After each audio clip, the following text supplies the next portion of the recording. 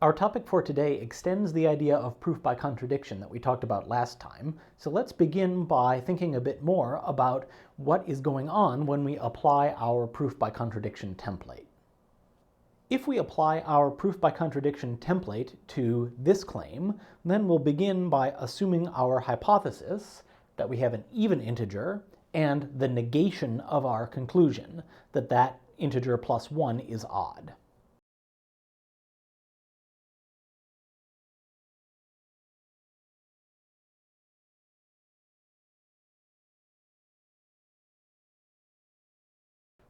And then we want to show that the thing we have supposed, the negation of our conclusion, leads to a contradiction.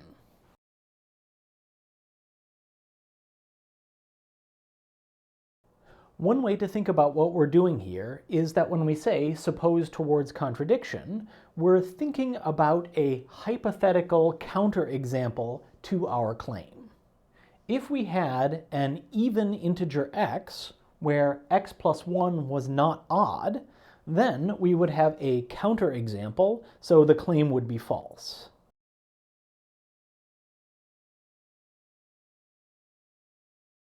So if we have supposed the existence of a generic counterexample and shown that this results in a contradiction, then we have to conclude that there can't be a counterexample, and therefore the theorem must hold.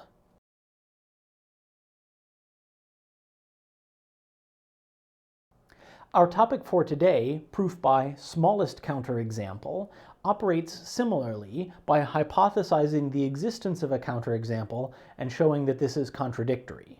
But instead of thinking about a generic counterexample, in a smallest counterexample proof, we focus specifically on the smallest possible counterexample. And sometimes by showing that the smallest counterexample can't exist, we can show that no counterexample exists. So in a proof by smallest counterexample, we start by thinking about the hypothetical set of all counterexamples to our claim.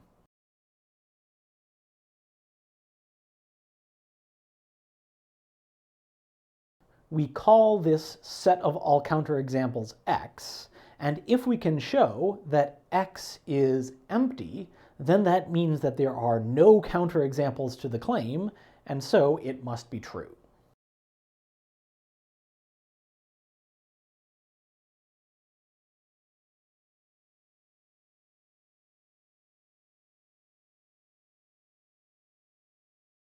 So in a proof by contradiction, often what we are saying is, suppose that the set of counterexamples has some elements, and then consider an arbitrary element of that set.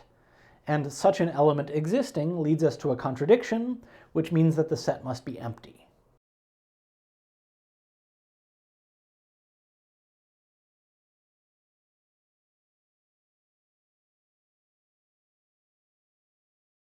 In the case of a proof by smallest counterexample, we are again supposing that the set of counterexamples is non-empty, but we're focusing on the minimal element in the set of counterexamples.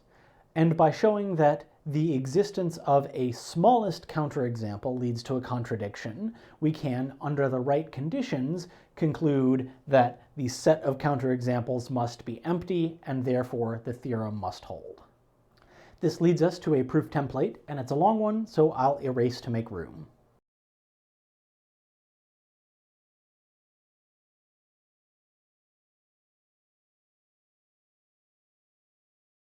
The book gives two different templates for smallest counterexample and well-ordering principle proofs, but these are two variations on the same theme that I will present as a single template.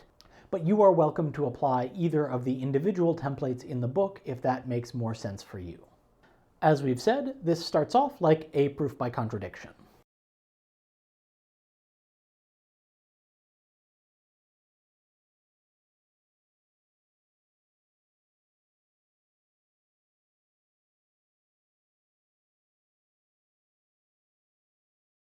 So we are beginning from the assumption that the statement of our theorem is false, and so that means that there are some counterexamples to the theorem.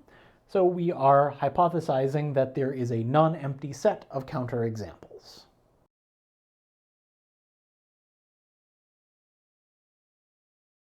Because the set is non-empty, there must be some counterexamples, and we further hypothesize that we have one specific counterexample that is the smallest element of the set. And to make this hypothesis, we need to argue that a smallest element of the set can exist.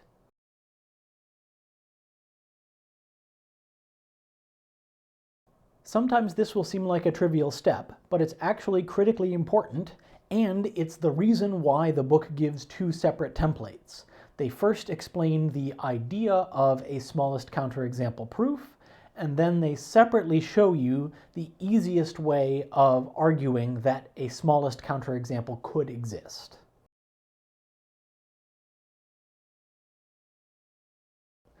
The easiest way to argue that a smallest counterexample could exist is to show that the set of counterexamples must be a subset of the natural numbers. We'll come back to why this is sufficient later, but first let's think of some alternative arguments that don't work.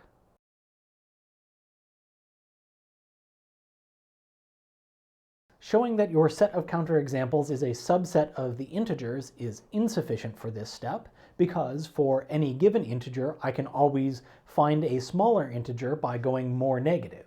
And that means that it's very hard to establish that your hypothetical counterexample is actually the smallest, because you would need a whole separate proof that all of the integers smaller than your hypothetical counterexample are not counterexamples. Similarly, if all you can show is that your counterexamples are rational, then there could always be a more negative rational number.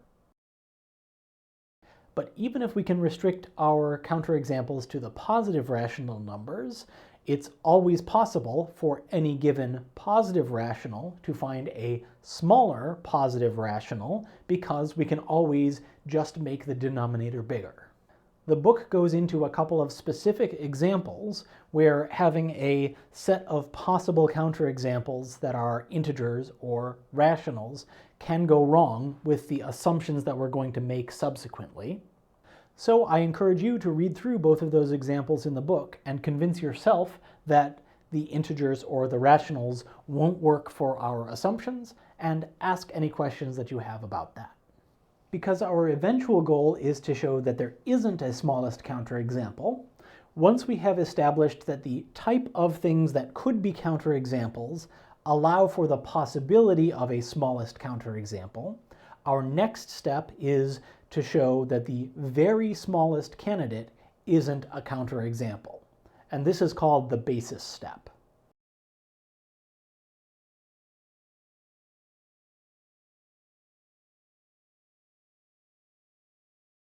In the case where our set of possible counterexamples is a subset of the natural numbers, the very smallest possibility for a counterexample would be the smallest natural number, namely 0. And so in that case, the basis step would mean showing that 0 is not a counterexample to the theorem. Now we want to reason about our hypothetical smallest counterexample x, and since we have hypothesized that x is the smallest counterexample, we know that x minus 1 is not a counterexample.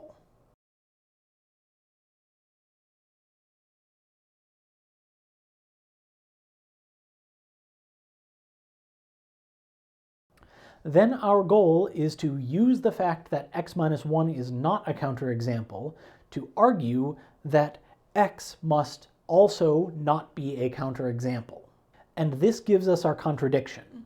We started by assuming that x was the smallest counterexample, and so if we can show that x is not a counterexample, then we've shown that the existence of a smallest counterexample is a contradiction.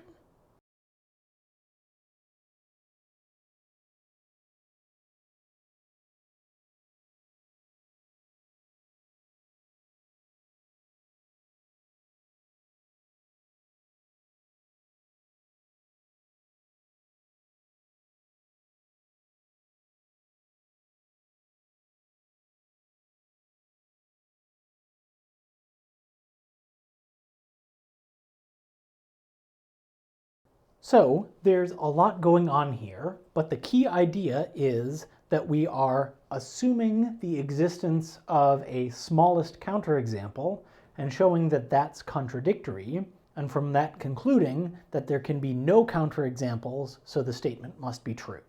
We'll take a look at some examples that apply this proof template in a moment, but first let's pause to think about why we needed to so carefully set up all of these conditions. Since the contradiction that we reach is that there cannot be a smallest counterexample, this is why we need to argue that the set of things that could be counterexamples has to have a smallest element. If there were always arbitrarily smaller elements of the set of possible counterexamples, then it wouldn't be a contradiction to show that a particular thing isn't a counterexample, because there might always be some even smaller counterexample. This is also why we needed the basis step, which establishes a lower bound for this idea of x minus 1 not being a counterexample. Specifically, this type of argument where we show that if x minus 1 isn't a counterexample, then x isn't a counterexample, doesn't work if we're focusing on the smallest element of the set. If x equals 0 and our set of possible counterexamples starts at 0, then it doesn't make sense to talk about x minus 1. Negative 1 was never a valid candidate for the theorem that we were proving, and therefore it doesn't make sense to start from the supposition that negative 1 isn't a counterexample. And it's worth mentioning why I wrote this portion in a different color, which was to highlight that this is the piece that will generally take the most work. This is the gap that you need to fill in. There is a bit of an argument that you have to make that there could be a smallest counterexample, and there is a bit of an argument that you have to make that the smallest possible counterexample isn't actually a counterexample. But in general, these two steps are very easy to do. We need them, they are important, but they're not very difficult. In general, the challenge of a smallest counterexample proof and the way that proving one theorem will be different from proving another is how can we go from knowing that x minus 1 isn't a counterexample to concluding that x isn't a counterexample. So let's look at some specific smallest counterexample proofs to see some instances of this type of argument.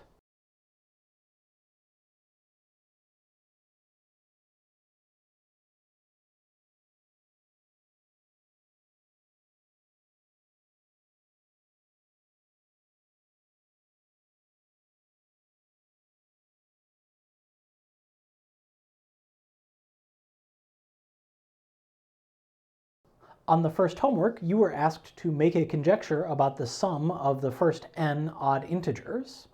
So let's prove that the first n odd integers sum to n squared.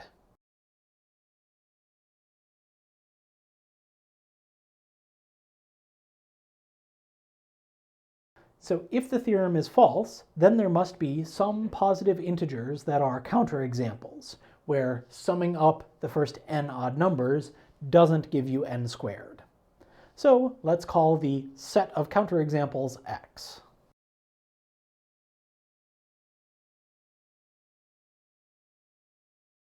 In supposing that there are counterexamples, we are saying that this set would be non-empty. So let's think about whether there is a smallest element of this set.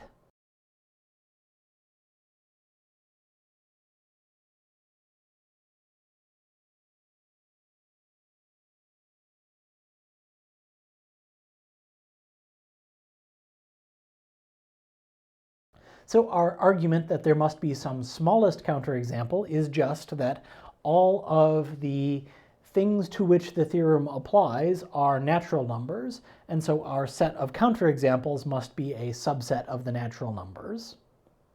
And so there is some smallest element of that set of counterexamples, which we will call k.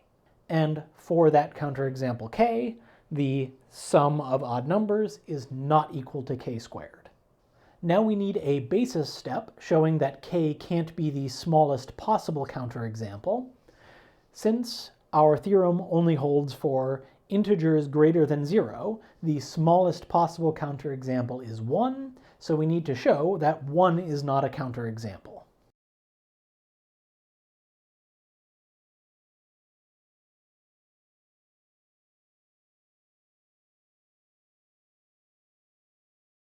The formula holds for n equal to 1, and so k, our smallest counterexample, can't be 1. So now, if our smallest counterexample were k, then we would know that the formula holds for k minus 1.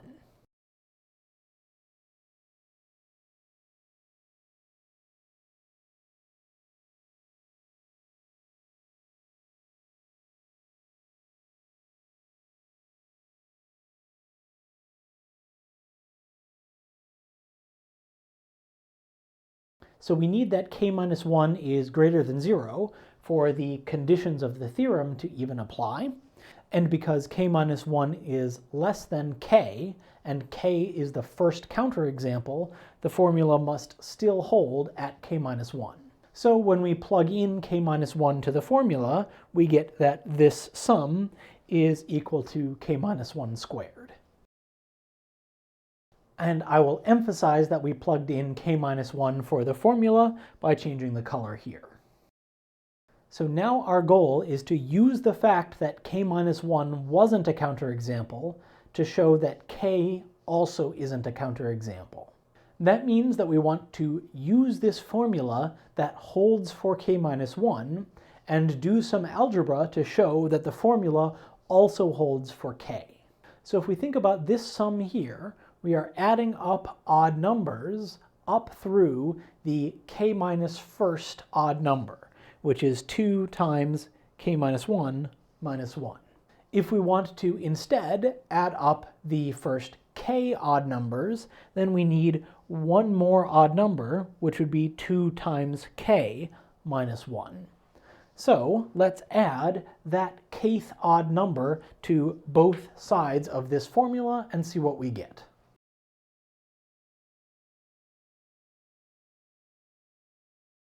Here I've simplified this term to 2k minus 3.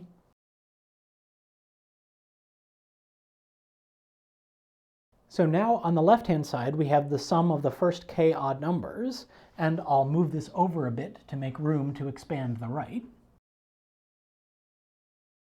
When we expand out k minus 1 squared, we get k squared minus 2k plus 1 plus 2k minus 1, and the 2k's and the 1's cancel, so we get k squared.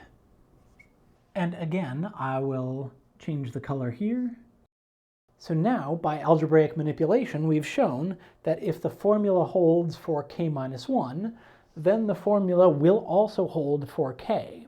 And so that means that if k minus 1 wasn't a counterexample, then k is also not a counterexample.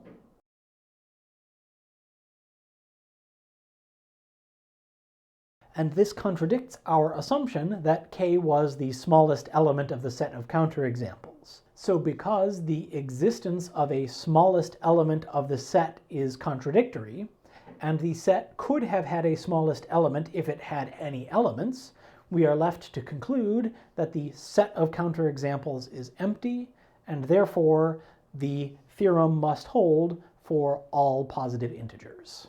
Let's do one more example, and this second smallest counterexample proof is also in the textbook, so feel free to cross-reference my explanation with the one that appears there.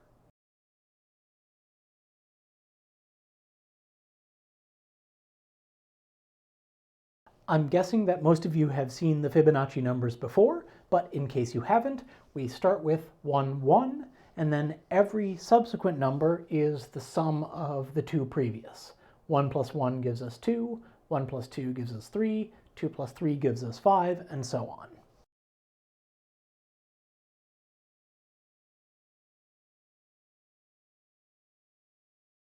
So we can call the nth Fibonacci number f sub n, and we can give a formula in terms of the two previous Fibonacci numbers. And our theorem is an upper bound on the growth rate of the Fibonacci numbers.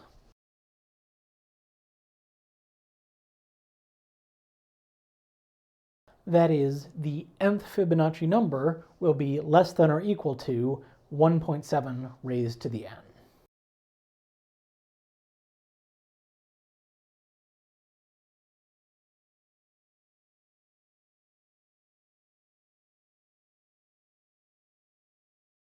And as usual, we will begin by assuming that there is a non-empty set of counterexamples, and now we need to argue that there could be a smallest element of that set. And again, that argument will follow simply from the fact that our theorem is about the natural numbers, so every counterexample must be a natural number.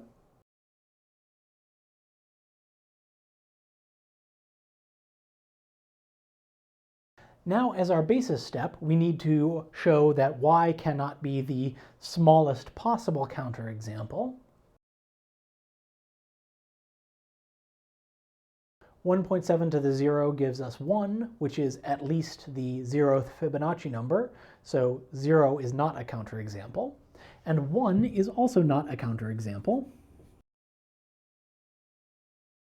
And we need both of these as our basis step, because the formula for larger Fibonacci numbers relies on two previous Fibonacci numbers, and so we couldn't use an argument based on that formula to establish that 1 isn't a counterexample. We need to show it explicitly. So now let's consider our smallest counterexample, y. The yth Fibonacci number is defined in terms of the y minus first and y minus second Fibonacci numbers. But because y is the smallest counterexample, we know that our upper bound holds for both y minus 1 and y minus 2.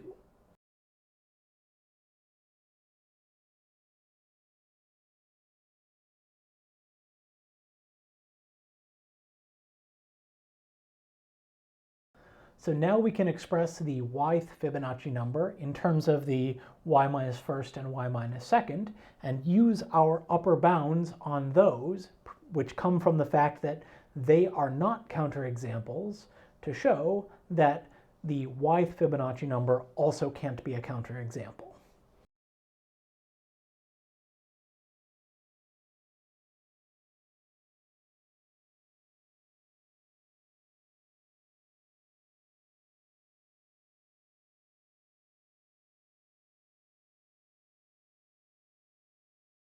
So we've plugged in our upper bound for the previous Fibonacci numbers, and then we've factored out a 1.7 to the y minus 2. And then this step follows because 1.7 squared is 2.89, which is larger than 2.7.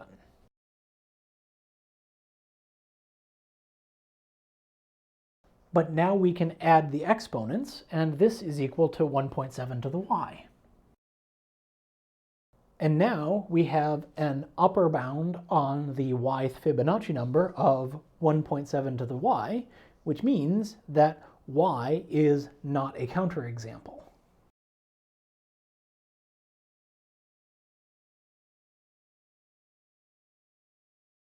And so if y isn't a counterexample, then there cannot be a smallest counterexample to our upper bound formula, and our upper bound formula holds for all natural numbers. So there's one more thing we should talk about here, which is what I said we'd come back to earlier, namely why it's okay to claim that because our possible counterexamples are a subset of the natural numbers, we can then claim that there must be a smallest counterexample.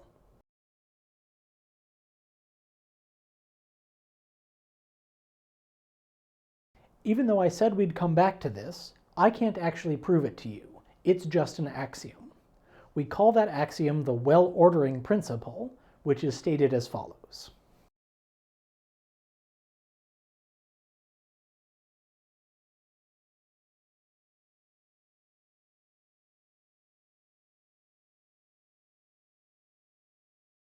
That every non-empty subset of the natural numbers contains a smallest element may seem obvious, and that's exactly why we are generally willing to accept it as an axiom. But it turns out that if you wanted to try to prove this in terms of other axioms, you would end up having to assume something that is essentially equivalent to this principle. So given that this is our starting point, that we need a new axiom to even talk about subsets of the natural numbers, that should give you the impression that for other possible sources of counterexamples, it's going to be very hard to conclusively establish that there is a smallest possibility that you can use as the basis for your smallest counterexample proof. So my strong recommendation is that whenever you are doing a smallest counterexample proof, you try to set it up so that your possible counterexamples are natural numbers and you can apply the well-ordering principle. This means that it's harder to use our smallest counterexample template to prove statements about sets like the integers. And so, coming back to the very first example that I gave at the beginning of this lecture,